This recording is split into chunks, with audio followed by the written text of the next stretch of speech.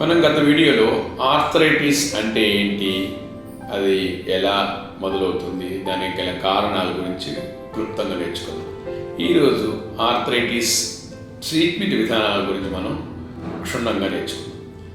Arthritis నీ జాయింట్స్లో ఎక్కువగా వస్తుంది.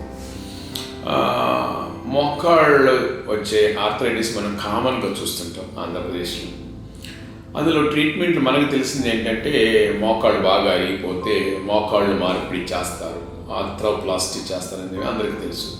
కానీ అది అందరికీ ఆర్థ్రోప్లాస్టీ అవసరం అవుతుందా, వేరే ట్రీట్మెంట్ రీతులు ఏమైనా ఉన్నాయా, ఏ స్టేజ్లో ఏ ట్రీట్మెంట్ చేస్తారు అనే దాని గురించి ఈరోజు మీతో షేర్ చేసుకుంటాను.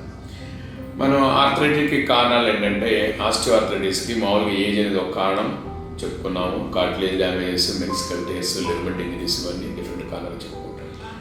ఒకవేళ అడ్వాన్స్ ఆర్థరైటిస్ ఆర్థ్రోప్లాస్టీ అనే ట్రీట్మెంట్ అనేది మంచి ట్రీట్మెంట్ రీతి.